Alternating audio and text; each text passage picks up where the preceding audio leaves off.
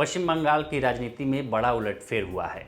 हुआ ये है कि जो पुष्पा थे, यानी कि ममता बनर्जी के पुष्पा, अभिषेक बनर्जी के पुष्पा, जहांगीर खान, उन्होंने चुनाव से अपना नाम वापस ले लिया है।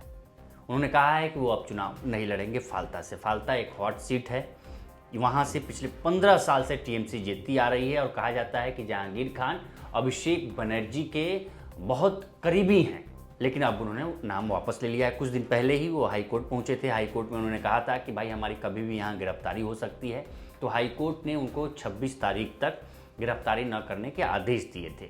हालांकि ममता बनर्जी का टीएमसी का इस पे बयान सामने आया है। टीएमसी ने कहा है कि अब अत्याचार हो रहा है पूरे पश्चिम बंगाल में टीएमसी कार्यकर्ताओं के साथ। फालता के करीब 100 से ज़्यादा कार्यकर्ताओं को, टीएमसी कार्यकर्ताओं को और नेताओं को पुलिस ने गिरफ्तार किया है।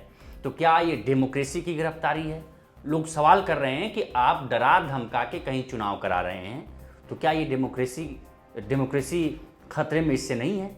कई प्रकार के सवाल है। टीएमसी ने इस पर भी कहा है कि जो डर के भाग गए हैं वो भाग गए हैं, लेकिन जो हमारे साथ रहेंगे वो अंतिम समय तक साथ रहेंगे। और टीएमसी ने ये कहा है, और ममता बनर्जी ने ये पहले भी कहा है कि वो जो डरपोक थे वो भाग गए, जो हमारे साथ हैं वो साथ रहेंगे और हम फिर से पश्चिम बंगाल में वापसी करेंगे।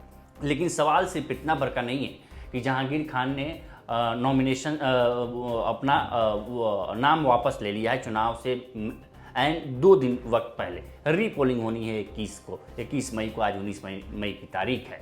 ये चूँकि 29 अप्रैल को आरोप लगा कि जो फालता कॉन्स्टिट्यूंसी है दक्षिण 24 परगना में, वहाँ पे कुछ अनियमितता पाई गई है। उसके बाद से उसका पूरे विधानसभा का चुनाव रद्द कर दिया गया। रद्द करने के बाद से इसकी 21 मई को रीपोलिंग की तारीख थी, लेकिन रीपोलिंग से 2 दिन पहले ही जहांगीर खान ने नाम वापस ले लिए। वही जहांगीर खान है जो अजय पाल शर्मा, जो यूपी से गए हुए थे ऑब्जर्वर बन के आईपीएस अधिकारी, उनको कहा था कि ये पुष्पा है, झुकेगा नहीं, और उन्होंने चैलेंज किया था।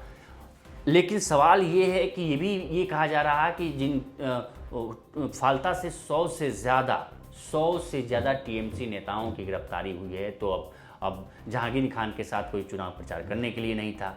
टीएमसी के बड़े नेता भी वहाँ नहीं दिखे। शुभेंदु अधिकारी अपने जो दिवांशु पांडा हैं उनके लिए चुनाव प्रचार कर रहे हैं, उनके लिए रैलियाँ कर रहे हैं और कह रहे हैं कि पुष्पा डर गया, पुष्पा झुक गया। तो तमाम प्रकार की चीज़ें हो रही हैं, लेकिन ये वास्तव में डेमोक्रेसी के लिए कतई कहीं से भी जायज़ नहीं है कि किसी को डरा और धमका के उस चुनाव से उसे बाहर कर दिया जाए। लेकिन नियम ये कहता है कि हालांकि उनका चुनाव चिन्ह होगा, लेकिन उन्होंने जब पहले ही बैकफायर कर गए हैं, पहले ही चुनाव से बाहर हो गए हैं, तो अब उन पर कोई वोट भी नहीं डालेगा। लेकिन आखिर ये हुआ क्यों? जिससे टीएमसी कह रही है कि उनके नेताओं की गिरफ्तारी हुई, ज़बरदस्ती पुलिस को वहाँ डिप्लॉय किया गया है। लोगों को वोट, अब 21 मई को पता चलेगा कि कितने लोग वोट डालते हैं, कितनी पहले वोटिंग हुई है वहाँ, अब कितनी वोटिंग हुई है। इससे काफ़ी हद तक चीज़ें क्लियर होंगी। लेकिन सवाल है कि वो गढ़ रहा है टीएमसी का फालता। ये डायमंड हार्बर की जो सीट है, डायमंड हार्बर लोकसभा सीट है, उसी के अंदर ये फालता कंस्टिट्यूंसी आती है। और डायमंड हार्बर अभिषेक बनर्जी का इलाका है, और अभिषेक बनर्जी के करीबी मित्र हैं, करीबी आदमी थे जहांगीर खान। तो इन्होंने चैलेंज भी किया था चुनाव से पहले, और लगातार 3 बार से जीतते भी आ रहे थे।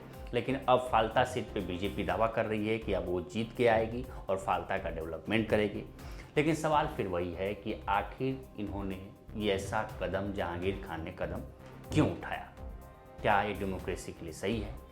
इस पर आपकी क्या राय है? हमें कमेंट कर सेक्शन में जरूर बताएं। बाकी देश दुनिया की तमाम खबरों के लिए बने रहें लोकमत हिंदी के साथ।